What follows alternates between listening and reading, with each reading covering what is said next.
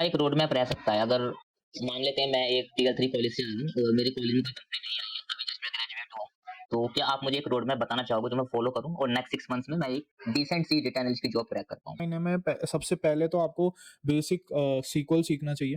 तो एक structured query language करके है, वो पूरी आपको सीखनी चाहिए। उसके बाद थोड़ी एडवांस सीक्वल सीखनी चाहिए, वो हो जाए तो। कि लाइक आपने पोस्ट ग्रेजुएशन भी किया है एंड काफ़ी लेटर किया है, मतलब अपने एक्सपीरियंस के बाद किया है। जनरली हम ये देखते हैं मार्केट में स्टूडेंट्स हाथों-हाथ ही लाइक मास्टर डिग्री करने के बाद अपना करियर स्टार्ट करते हैं। तो क्या एक पीजी डिग्री भी ज़रूरी है आज के टाइम पे डेटा एनालिटिक्स में अच्छी ग्रोथ के लिए? रिज्यूम सेलेक्ट करने के बाद आपके ऊपर है कि आप इंटरव्यू में कैसा क्या बोल रहे हो, अपने को कैसे सेल कर रहे हो ना। तो उस सेलिंग पॉइंट के लिए एक होता है कि आपकी डिग्रीज थोड़ी मैटर करती हैं। तो मतलब क्या रहता है मार्केट में, कंपनीज़ क्या डेटा साइंटिस्ट को भी एज़ अ फ्रेशर ले लेती है या फिर हमें डेटा एनालिस्ट से ही अपनी करियर की जर्नी स्टार्ट करनी है? पाइथन में इंटरेस्ट है तो पाइथन और आप एज़्योर के टूल सीख के पाइपलाइन बनाकर डेटा इंजीनियरिंग में जा सकते हो।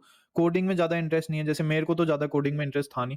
तो मेरे को यही अच्छा लगा रिपोर्टिंग का काम, क्योंकि रिपोर्ट में क्या होता है ना, दिख जाता है सामने-सामने कौन यूज़ कर रहा है, कैसे यूज़ कर रहे हैं, कौन से डिसीजंस हैं। तो अगर आपको ऐसे बिज़नेस वाले चीज़ों में ज़्यादा इंटरेस्ट है, तो फिर आप डेटा एनालिस्ट में जाओ। और अगर आपको पैसा ज़्यादा चाहिए, अभी पैसा ज़्यादा डेटा साइंटिस्ट को मिल रहा है। हेलो गाइस, कैसे हैं आप सभी लोग? स्वागत है आप सभी का एक और जबरदस्त पॉडकास्ट एपिसोड में। और आज हमारे साथ एक ऐसे प्रोफेशनल है जहां से आपको बहुत कुछ सीखने को मिलेगा, जिनको 9 साल से ज़्यादा का एक्सपीरियंस है कॉर्पोरेट का, और वो भी एक ऐसी फील्ड में जो आज के टाइम पे काफ़ी ज़्यादा बूम कर रही है, डिमांडिंग है। जी हाँ, मैं बात कर रहा हूँ डेटा एनालिस्ट की, डेटा साइंटिस्ट की, डेटा इंजीनियरिंग की। कहीं न कहीं ये सारी इंडस्ट्री सिमिलर हैं एक दूसरे से। तो अगर आपको एक ऐसे वर्किंग प्रोफेशनल से गाइडेंस मिल जाए जिनको 8 साल से 9 साल से ज़्यादा का एक्सपीरियंस है इस पर्टिकुलर इंडस्ट्री में, तो आपको ऐसी-ऐसी चीज़ें, ऐसे-ऐसे हैक्स मिलेंगे जिससे आप अपना करियर इन फ़ील्ड्स में बहुत आसानी से ग्रो कर सकते हो और सक्सेस हो सकते हो।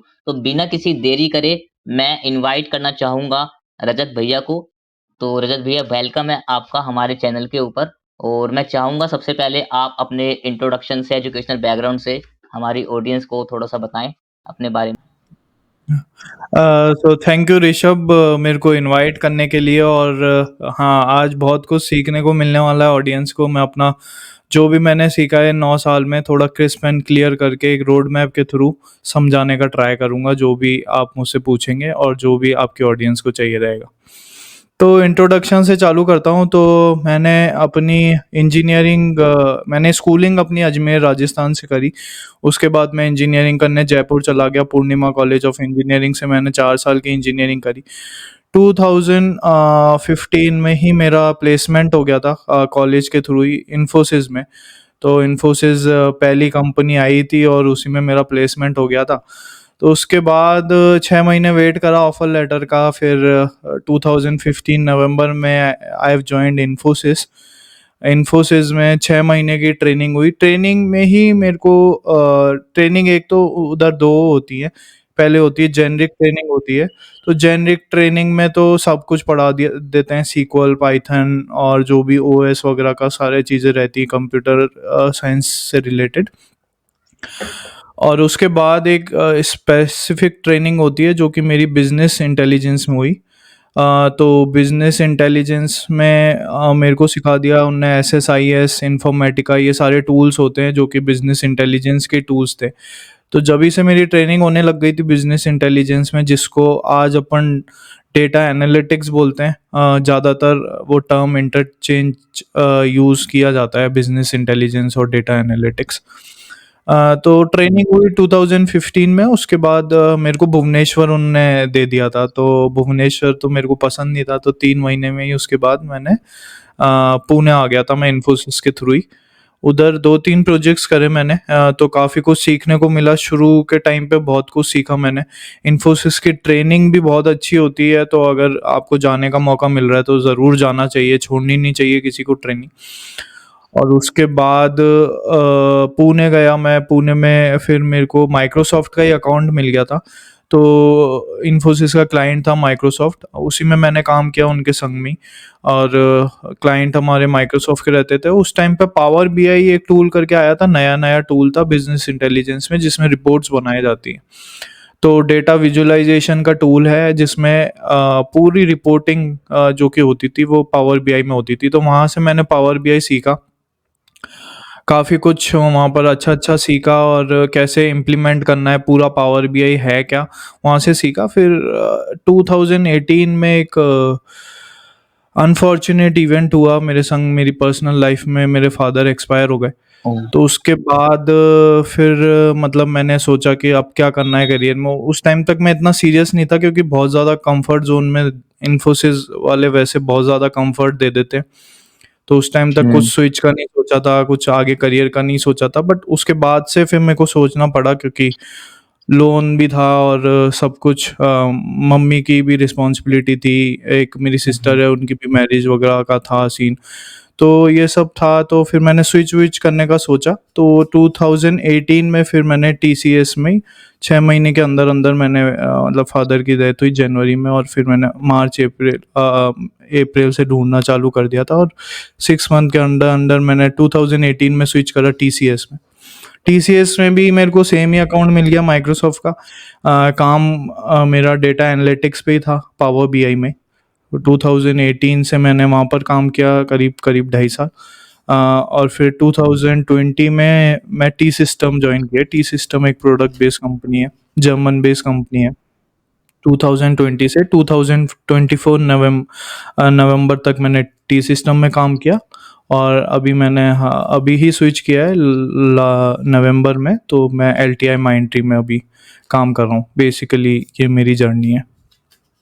ओके, तो मुझे सुन के थोड़ा-सा ज़्यादा शॉकिंग फ़ील हुआ मतलब आपके फादर एकदम आपको लगा होगा उस टाइम पे और बहुत हाँ, डिफ़िकल्ट टाइम होता है मतलब ट्रेजिक इवेंट था वो बहुत ज़्यादा। हुँ, पहले तो 1 महीने भी मतलब स्ट्रोक आया था उनको, तो 1 महीने हुँ, हाफ साइड मतलब पैरालिसिस अटैक आ गया था, तो 1 महीने तो थे वो। फिर उनको एक और अटैक आया, तो उसके बाद वो थे नहीं, और मैं तो पास में था भी नहीं, मैं वापस आ गया था जॉइन करने के लिए। क्योंकि उस टाइम पे ओके, 5 दिन काम करना पड़ता था, और शुरू-शुरू हुँ, में तो थोड़ा डिफ़िकल्ट भी रहता है छुट्टियाँ लेना ना, थोड़ा डर था हुँ, इंसान के, हुँ, इतना हुँ, कुछ पता नहीं होता है। तो वही सीन था। बट हाँ, उसको रिकवर किया, 1-2 साल लगे लगे थोड़ा बहुत रिकवर करने में। बट हाँ, अब थोड़ा सेटल हो पाए हैं, अच्छी है पोज़ीशन, और स्विच करके सीख कर खुद पे बहुत काम किया है मैंने। तो इन मतलब अब तो 7 साल हो जाएँगे पापा को 22 जनवरी को। तो इन 7 साल में बहुत काम किया है, बहुत ग्रोथ वाइज़ भी काम किया है, पर्सनल लाइफ़ में भी काम किया, और खुद पे भी बहुत काम किया है। नाइस भैया मतलब आपकी स्टोरी से थोड़ा-सा मुझे एक कहते हैं कि मुझे भी और ऑडियंस को भी काफ़ी मतलब एक स्ट्रॉन्ग मिलेगा कि लाइफ़ में कई बार ऐसी चीज़ें होती हैं जो हम एक्सपेक्ट नहीं कर रहे होते हैं। तो वो हुँ, सिचुएशंस जो होती है ना हमें स्ट्रॉन्ग बना देती है, हालातों से लड़ना सिखा देती है। मेरा भी इसी से रिलेटेड है कि जैसे अभी आपने रिसेंट में स्विच किया है एलटीआई माइंडट्री में, तो यहाँ करेक्ट। पे आपका एग्ज़ैक्ट वर्किंग रोल क्या रहता है और जो आपका यहाँ पे वर्किंग है, तो उसके हिसाब से क्या-क्या हुँ। स्किल्स हैं जो कंपनी डिमांड करती है? सो बेसिकली अभी मेरे को भी एज़ अ टीम लीड दी है पोजीशन उन लोगों ने डेटा एनालिटिक्स में ही। तो डेटा एनालिटिक्स में ही काम है बेसिकली, और यहाँ पर जैसे डेटा एनालिटिक्स में काम क्या रहता है ना, पहले मैं पाइपलाइन समझा देता हूँ तो ऑडियंस को अच्छा रहेगा। तो बेसिकली बहुत सारे डेटा सोर्सेज़ होते हैं जिन पे हम काम करते हैं।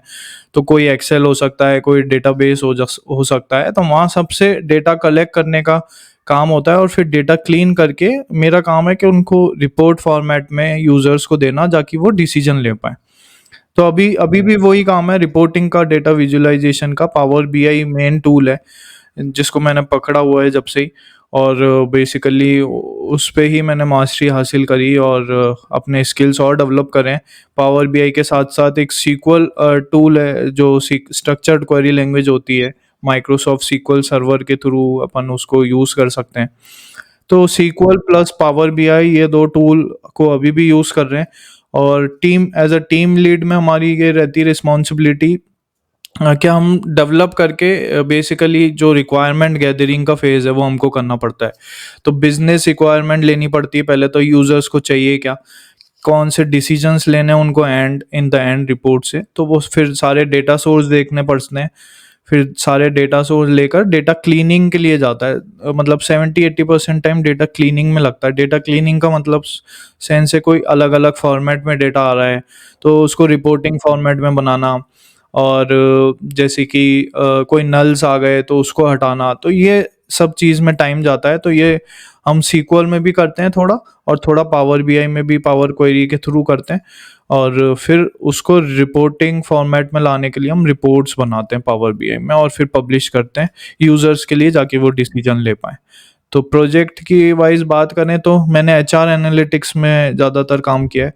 तो एचआर एनालिटिक्स में क्या रहता है, डिफरेंट डिफरेंट जैसे कंट्री का डेटा है, और वो सारी कंट्रीज़ के सब एचआर डिपार्टमेंट को एक सिंगल प्लेटफ़ॉर्म चाहिए, ताकि वो डिसीजन ले पाएँ। तो उनके लिए रिपोर्ट्स बनाते हैं बेसिकली। तो ओके। यही है। हाँ।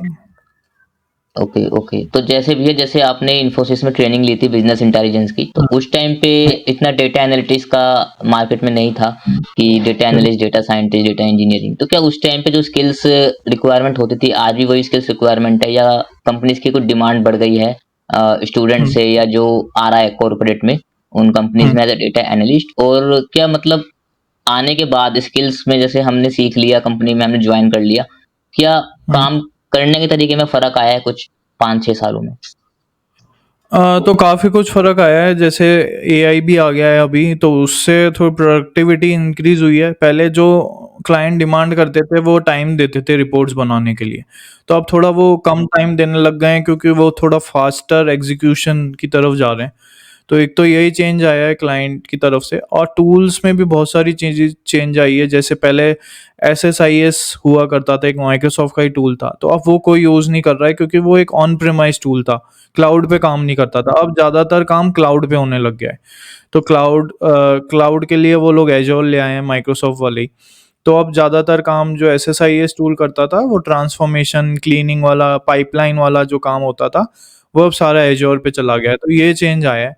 पहले ज़्यादातर रिपोर्ट्स एक्सेल में बनती थी, तो अब एक्सेल धीरे-धीरे हट गया है। बिल्कुल मतलब जो अच्छी कंपनीज़ है, वो तो रिपोर्ट्स नहीं बना रही हैं अभी एक्सेल पे। जो पुरानी कंपनीज़ हैं बैंकिंग सिस्टम में, वो शायद बना बना रहे हैं अभी तक। बट अब धीरे-धीरे विजुअलाइज़ेशन टूल इतने पावरफुल हो गए हैं कि आप उनसे क्वेश्चन पूछोगे, अपना डेटा सेट आपका सही है, तो वो खुद आपको चार्ट्स और ग्राफ्स में के थ्रू आपको आंसर दे देते हैं। तो एक ये चेंज आया है कि एक्सेल से पावर बीआई में लोग जा रहे हैं। एक और टूल है टैबल्यू करके, तो टैबल्यू भी एक पावर बीआई का ही कॉम्पिटिटर है, और गूगल का भी एक टूल है रिपोर्टिंग का, लुकर। तो basically tableau, Microsoft power BI और लुकर, गूगल लुकर, इनसे रिपोर्टिंग करना चालू कर दी है एक्सेल को छोड़कर। तो यही चेंज आया है बेसिकली, और एग्ज़ीक्यूशन थोड़ा फ़ास्ट हुआ है, और एआई से यूज़ करके थोड़ी प्रोडक्टिविटी इंक्रीज़ हुई है डेवलपर्स की।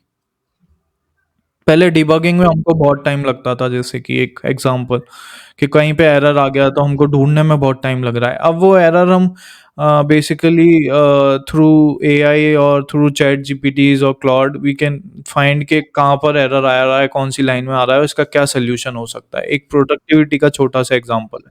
तो पहले जिसमें आधा घंटा लग जाता था एरर को फाइंड करने में, अब 2 मिनट में पता पड़ जाता है एरर कहाँ पे आ रहा है, तो उस पे आप डायरेक्टली वर्क कर सकते हो।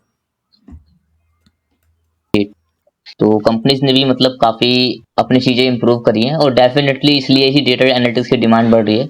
Time to time correct. चीज़ें बदल रही हैं और डिमांड भी बढ़ रही है, क्योंकि मार्केट हाँ। को सप्लाई भी उतनी ही चाहिए, बट अभी प्रोफेशनल्स नहीं है उतने जितने डेटा एनालिस्ट में चाहिए।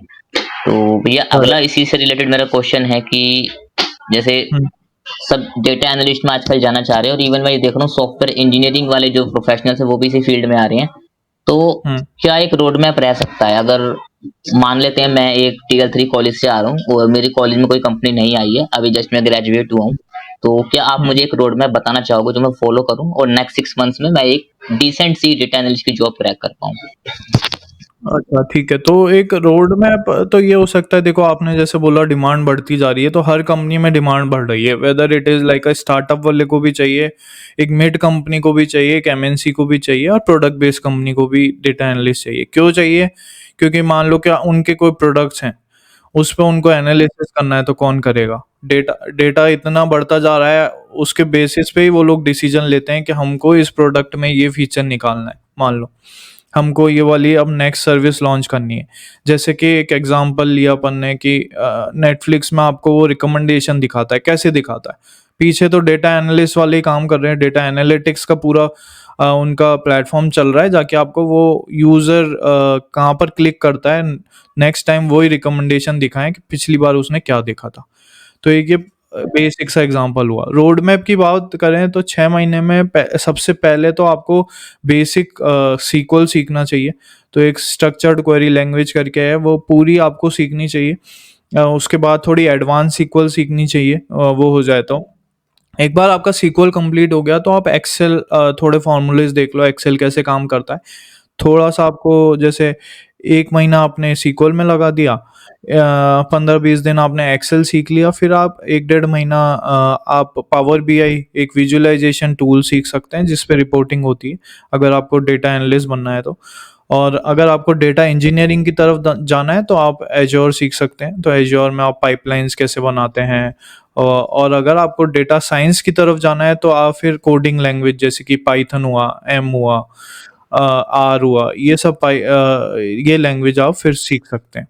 तो यही रोड मैप रहता है, सीक्वल, एक reporting tool, power BI, tableau या गूगल लुकर। ज़्यादातर अभी रिक्वायरमेंट पावर बीआई की चल रही है क्योंकि माइक्रोसॉफ्ट एक पूरा इकोसिस्टम दे रहा है। आपको एज़्योर भी दे देता है, रिपोर्टिंग टूल भी दे देता है, एआई के भी टूल्स देने लग गया माइक्रोसॉफ्ट फैब्रिक के थ्रू। तो ज़्यादातर रिक्वायरमेंट माइक्रोसॉफ्ट टूल्स की चल रही है, तो ये आपने माइक्रोसॉफ्ट सीक्वल सर्वर सीख लिया, इधर माइक्रोसॉफ्ट पावर बीआई सीख लिया, और क्लाउड में आपने एक एज़्योर का कुछ भी एक सीख लिया। एक-एक आपने इन पे क्या करना है, आपको फिर सीखना ही नहीं है, एक-एक प्रोजेक्ट भी बनाने। तो बेसिकली अगर आपने एक-एक प्रोजेक्ट बना लिए तो आपको पता रहेगा कौन-सा टूल कैसे काम कर रहा है। तो ये करने के बाद आप क्या करो, आप फिर नेटवर्किंग चालू करो। लिंक्डइन पे अपना नेटवर्क बढ़ाओ और नौकरी पे बढ़ाओ और उधर से क्रैक करने का ट्राई करो। बेसिक स्टार्टिंग में आप अच्छे पैकेज पे भी जा सकते हो अगर आप प्रोडक्ट बेस्ड कंपनी टारगेट करते हो तो। और अगर सर्विस बेस्ड कंपनी में भी आपको स्टार्टिंग में अच्छा पैकेज मिल रहा है आजकल डेटा एनालिटिक्स में, तो अगर आपने थोड़ा सब कुछ सीख लिया, एक-एक प्रोजेक्ट कर लिया और इंटरव्यूअर को दिखा दिया कि आई एम कैपेबल, तो ज़रूर आपको चांस मिल सकता है। और बेसिक अगर चांस भी नहीं मिल रहा है शुरू में, फुल टाइम नहीं मिल रहा है तो मैं बोलूँगा इंटर्नशिप कर लो। इंटर्नशिप में थोड़ा कम पैसा मिलता है बट आपको सीखने को बहुत मिलेगा। और इंटर्नशिप भी नहीं मिल रही है तो अपनी फ्रीलांसिंग चालू करो, धीरे-धीरे अपने प्रोजेक्ट बिल्ड करो, अपना पोर्टफोलियो बनाओ और ट्राई करो कि उसी में आगे ग्रो करो और फिर वही आप इंटरव्यूअर को दिखा सकते हो वो सारे प्रोजेक्ट्स फ्रीलांसिंग वाले। तो ये पूरा रोड मैप रहेगा। ओके। तो भैया जैसे इसमें अभी हम नॉन टेक अगर वाले इंक्लूड करें, तो क्या उनका भी रोड मैप सेम रहेगा जो स्विच करना चाह रहे हैं? हाँ, नॉन टेक वालों का भी सेम ही रहेगा। जैसे मान लो कि कोई नॉन आईटी से, नॉन टेक से आ रहा है, तो बहुत हुँ, सारे लोग अभी डेटा एनालिटिक्स में जा रहे हैं क्योंकि इसमें लो कोडिंग होती है। ठीक है, हुँ, लो कोडिंग का मतलब है क्या, पावर बीआई में आपको जैसे आप सिंपल लैंग्वेज लिखते हो वैसे ही एक लैंग्वेज होती है डेक्स करके, तो ज़्यादा हार्ड नहीं है वो सीखना।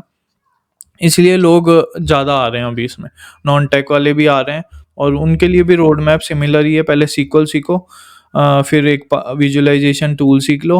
एक आपको टाइम है तो पाइथन सीख लो आप, पाइथन अभी चल रहा है मार्केट में तो आप पाइथन सीख लो, और एक क्लाउड सीख सकते हो तो एज़्योर का सीख लो आप, एडब्ल्यूएस या एज़्योर जो भी आप।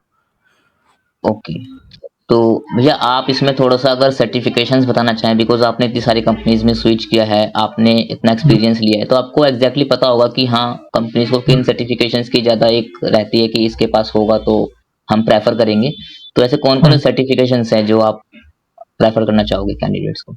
तो बेसिकली माइक्रोसॉफ्ट खुद ही सर्टिफ़ाई करता है 1 साल के लिए। तो अगर हुँ, माइक्रोसॉफ्ट डेटा एनालिस्ट आपको बनना है तो आपको वो सर्टिफ़िकेशन लेना पड़ता है। तो वो माइक्रोसॉफ्ट की वेबसाइट से ही आप बुक कर सकते हो उसके एग्ज़ाम और दे सकते हो, बेसिकली प्रिपेयर करके। थोड़े वो एमसीक्यू टाइप के क्वेश्चन्स हैं वहाँ पर। तो हम्म। एमसीक्यू आप थोड़ा डम्स वगैरह देखो और फिर प्रिपेयर करो, तो माइक्रोसॉफ्ट का आप सर्टिफिकेशन कर सकते हो, माइक्रोसॉफ्ट डेटा एनालिस्ट फिर आप बन सकते हो। और उसमें भी अलग अलग टूल के अलग अलग सर्टिफिकेशन है, जैसे एजोर के अलग सर्टिफिकेशन है, हम्म। माइक्रोसॉफ्ट पावर बीआई के अलग है, और एक आपको फैब्रिक का अगर चाहिए, एआई में जाना चाहते हो तो माइक्रोसॉफ्ट फैब्रिक का एक अलग सर्टिफिकेशन है। तो कंपनीज़ बेसिकली शुरू में देखती हैं सर्टिफ़िकेशन, जैसे-जैसे आपका एक्सपीरियंस बढ़ता जाता है, सर्टिफ़िकेशन इतना ज़्यादा कोई देखता नहीं है, क्योंकि फिर आप आपके प्रोजेक्ट्स ज़्यादा मायने रखते हैं। ओके, तो एज़ अ फ्रेशर अगर आप हो तो आप सर्टिफ़िकेशंस ले सकते हो। इसके साथ में करेक्ट। इंटर्नशिप्स का ट्राई कर सकते हो अगर आपको मिल रही है, क्योंकि एज़ अ फ्रेशर आपके पास कुछ दिखाने को एक्सपीरियंस नहीं है, बट ये चीज़ें आप हुँ, करोगे तो जो रिक्रूटर होगा उसको एक कॉन्फिडेंस आएगा कि हाँ, ये इसमें थोड़ी कैपेबिलिटीज़ है और हम इसको एज़ अ प्रोबेबिशन पीरियड में लेके ट्राई कर सकते हैं। तो काफ़ी अच्छी एडवाइस दी है भैया आपने। अभी मेरा नेक्स्ट क्वेश्चन थोड़ा-सा आपकी प्रोफ़ाइल से रिलेटेड है। मैंने ये देखा था कि लाइक आपने पोस्ट ग्रेजुएशन भी किया है एंड काफ़ी लेटर किया है, मतलब अपने एक्सपीरियंस के बाद किया है। जनरली हुँ, हम ये देखते हैं मार्केट में स्टूडेंट्स हाथों-हाथ ही लाइक मास्टर डिग्री करने के बाद अपना करियर स्टार्ट करते हैं। तो क्या एक हुँ। पीजी डिग्री भी ज़रूरी है आज के टाइम पे डेटा एनालिटिक्स में अच्छी ग्रोथ के लिए? तो ऐसा नहीं है कि ज़रूरी है, ये मेरा इंटरेस्ट था पढ़ने का, क्योंकि मेरे को बिज़नेस साइड चीज़ें जाननी थी, क्योंकि एक क्या होता है ना, अगर आपने सारे टेक तो जान लिए और टेक अपडेट होते जा रहे हैं, अपडेट होते जा रहे हैं, वो भी आप पढ़ते ही जा रहे हो, क्योंकि मेरा इंटरेस्ट है कि मैं पढ़ता रहूँ। तो बेसिकली कोविड में कुछ करने को ज़्यादा था नहीं, तो इसलिए मैंने सोचा कि ये 2 मतलब 2 सालों में मैं अपना एमबीए भी कंप्लीट कर लूँ। तो इसलिए मैंने मास्टर्स डिग्री ली नरसिम्हा मुंजी आईटी मैनेजमेंट में। तो उससे मेरे को रिज़्यूम में थोड़ा वेटेज बढ़ गया। जैसे अभी मैंने स्विच करा, तो अब मैं बोल पाता हूँ कि मतलब मैंने पीजीडीएम करा हुआ है आईटी मैनेजमेंट में, तो उसका एक अलग वेटेज पड़ता है। इंटरव्यू मतलब रिज़्यूम सेलेक्ट करने के बाद आपके ऊपर है कि आप इंटरव्यू में कैसा क्या बोल रहे हो, अपने को कैसे हुँ, सेल कर रहे हो ना। तो उस सेलिंग पॉइंट के लिए एक होता है कि आपकी डिग्रीज़ थोड़ी मैटर करती हैं। और आजकल तो डेटा एनालिटिक्स की भी बहुत सारी आ रहे हैं, जो 2 साल के कोर्स करवा रहे हैं। तो उसमें भी आप कर सकते हो। मेरे को पता नहीं कि वो लोग प्लेसमेंट दे रहे हैं या उनका क्या वो सीन है। तो वो थोड़ा देखकर आप रिव्यूज़ वगैरह पढ़कर, क्योंकि मार्केट में बहुत सारे स्कैम भी चल रहे हैं जो आपसे 4-4 5-5 लाख रुपए ले लेते हैं और फिर बोलते हैं कि हम प्लेसमेंट कराएँगे। तो उस पे मत हुँ, जाओ, रिव्यूज़ पे जाओ, कोई कर रहा है तो उससे बात करो लिंक्डइन पे, क्योंकि इन द एंड अगर आप मतलब छोटी सिटी से आ रहे हो, जैसे अजमेर में तो 15-20 हज़ार भी बहुत मैटर करते हैं लोगों को। तो अगर आप छोटी सिटी से आ रहे हो तो फिर ये मैटर करता है ना, आपके पेरेंट्स का पैसा है तो, अगर फ्रेशर हो आप तो। तो आप देख के जाओ, रिव्यू करके जाओ और फिर आप जाओ। अगर आपकी ज़रूरत है, आपको लग रहा है कि business knowledge, business acumen develop करना है, तो फिर आप मास्टर्स डिग्री की तरफ जाओ। But this is not necessary, मैं ये बोलूँगा। ओके। तो भैया जैसे मास्टर डिग्री अगर हम आजकल ऑनलाइन भी बहुत चल रही है, तो अगर कोई अपने जॉब के साथ ऑनलाइन करना चाह रहा है, तो क्या उसकी भी हुँ। उतनी वैल्यू ऐड हो जाती है रिज़्यूमे में? हाँ, वैल्यू तो दोनों की सेम ही है। मतलब डिपेंड्स कौन से कॉलेज से आप कर रहे हो। तो कॉलेज मैटर करता है इन मास्टर्स डिग्री में। बट हाँ, वैल्यू तो ऐड होती है। तो जैसे अब एलटीआई माइंडट्री वाले भी लोग पुश करते हैं, जैसे कि हमारी कंपनी वाले भी पुश कर रहे हैं लोगों को कि आप पीजी मतलब एमबीए लो। तो वो ये नहीं बोलते कि आप जॉब छोड़ के लो। अगर वो दे भी रहे हैं, मतलब ऐसी बहुत सारी कंपनीज़ हैं जो आपको हायर एजुकेशन के लिए पैसा देती हैं। तो अगर वो हुँ, पैसा दे भी रहे हैं तो वो कभी जॉब नहीं छुड़वाएँगे आपसे। तो मैटर करती है जब भी वो लोग पुश कर रहे हैं। तो ये नहीं ओके। है कि आप एमबीए डिग्री करो, मैं तो बोलूँगा अपनी पहले स्किल्स पे काम कर लो। अगर आपकी स्किल्स शार्प हो गई हैं, टाइम है आपके पास 2-3 घंटे रोज़ का पढ़ने का, देने का, क्योंकि उसमें बहुत सारे असाइनमेंट्स रहते हैं बेसिकली। क्योंकि हुँ, प्रैक्टिकल चीज़ें ज़्यादा रहती हैं ना एमबीए में, तो असाइनमेंट्स में बहुत ज़्यादा टाइम लगता है। तो अगर आप वो कर सकते हो तो करिए। ओके। तो हुँ, भैया अब मेरा एक क्वेश्चन आ जाता है कि जैसे अभी डेटा एनालिस्ट में हम बात कर रहे हैं, लेकिन ऐसे ही डेटा इंजीनियरिंग है, डेटा साइंटिस्ट है एंड हुँ, ज़्यादातर कैंडिडेट्स को ये कन्फ्यूज़न रहती है कि वो अपना करियर स्टार्ट कहाँ से करें? और कुछ-कुछ कैंडिडेट्स होते हैं जिनको फाइनेंशियल अच्छा एक कंडीशन में जाना होता है, जिनको सैलरी अच्छी खासी चाहिए होती है। तो हुँ। मतलब क्या रहता है मार्केट में, कंपनीज क्या डेटा साइंटिस्ट को भी एज अ फ्रेशर ले लेती है या फिर हमें डेटा एनालिस्ट से ही अपनी करियर की जर्नी स्टार्ट करनी है? आप एक बार थोड़ा सा एलोबरेट कर दो, मतलब डिफरेंस और सैलरी की ट्रेजेक्टरी क्या क्या रहती है इनमें। ठीक है, तो हाँ, तो सही बोला आपने, तीनों चीज़ हैं मार्केट में। तो डेटा इंजीनियरिंग से चालू करते हैं। तो डेटा इंजीनियर लोग क्या करते हैं ना, वो लोग पाइपलाइन बनाते हैं। जैसे मैंने बोला कि डेटा अलग अलग जगहों से आ रहा है, 100 जगह से आ रहा है, और ऐसा नहीं है कि कंपनीज में एक ही जगह से डेटा आएगा ना। कंपनीज में हम्म। हर जगह से डेटा आ रहा है। हर एचआर वाला है तो वो एचआर दूसरी दूसरी कंट्री से आ रहा है। मार्केटिंग में है तो मार्केटिंग में डोमेन में अलग अलग जगह से डेटा आ रहा है। तो हाँ, वो लोगों का, डेटा इंजीनियरिंग वालों का काम क्या होता है, पाइपलाइन बनाने का काम होता है कि बेसिकली वो डेटा क्लीनिंग करके एक पाइपलाइन दे दें जाकि रिपोर्टिंग टीम उनको यूज़ कर पाए। उसके बाद उस पे एनालिसिस का होता है। तो उसके बाद आते हैं डेटा एनालिस्ट लोग, जो कि उस पे एनालिसिस करते हैं उस डेटा पे, और अपनी रिपोर्ट्स प्रिपेयर करते हैं और रिपोर्ट्स देते हैं बिजनेस यूजर्स को, जाकि वो डिसीजंस ले पाए। फिर आता है काम डेटा साइंटिस्ट लोगों का, कि वो मॉडल्स बना पाएँ ऐसे जाकि वो प्रिडिक्ट कर पाएँ फ्यूचर को। ठीक है? तो मान लो कि डेटा साइंस का ये काम है कि आपकी लास्ट पिछले 3 महीने में ये सेल हुई थी, तो अब ने नेक्स्ट 6 महीने का प्रोजेक्शन क्या है? तो वो ऐसी बेसिकली एल्गोरिथम डेवलप कर रहे हैं, जाकि वो चलाते ही पता पड़ जाए कि नेक्स्ट 6 महीने में अपनी क्या सेल्स होने वाली है। तो डिसीजन लेने में आसान होता है कि कौन सी कंट्री को अपने को टारगेट करना है, कि इस 6 महीने में तो ये वाली सेल्स कम होने वाली है इस कंट्री में, तो उसी पे वो काम करेंगे, उसी पे ऑफर्स भेजेंगे। जैसे कि मान लो ऑफर्स भेजने हैं उनको, तो उसी कंट्री में ज़्यादा ऑफर्स देंगे, अपनी मार्केटिंग टीम पे ज़्यादा स्पेंड करेंगे। तो ये सारे डिसीजंस के लिए डेटा साइंस है। तो अगर आपको थोड़ा-सा पाइथन में इंटरेस्ट है, तो पाइथन और आप एज़्योर के टूल्स सीख के पाइपलाइन बनाकर डेटा इंजीनियरिंग में जा सकते हो। कोडिंग में ज़्यादा इंटरेस्ट नहीं है, जैसे मेरे को तो ज़्यादा कोडिंग में इंटरेस्ट था नहीं, तो मेरे को यही अच्छा लगा रिपोर्टिंग का काम, क्योंकि रिपोर्ट में क्या होता है ना, दिख जाता है सामने-सामने कौन यूज़ कर रहा है, कैसे यूज़ कर रहे हैं, कौन से डिसीजंस हैं। तो अगर आपको ऐसे बिज़नेस वाले चीज़ों में ज़्यादा इंटरेस्ट है, तो फिर आप डेटा एनालिस्ट में जाओ। और अगर आपको पैसा ज़्यादा चाहिए, अभी पैसा ज़्यादा डेटा साइंटिस्ट को मिल रहा है, क्योंकि काम हार्ड है उनका, काम ईज़ी नहीं है। कोडिंग लैंग्वेज आपको सारी सीखनी पड़ेगी उसमें, पाइथन, आर, एमएल, एआई, ये सब आपको अगर आ गया, तो आप फिर डेटा साइंटिस्ट बन सकते हो। और सैलरी रेंज कंपैरेटिवली ज़्यादा हाई होती है डेटा एनालिस्ट और डेटा इंजीनियर से। ओके, तो भैया थोड़ा सा आप एलोबरेट भी कर देंगे अगर कि सैलरी रेंजेस क्या क्या रहती है इनकी स्टार्टिंग एंड आफ्टर 5 इयर्स, तीनों को अगर कंपेयर करके।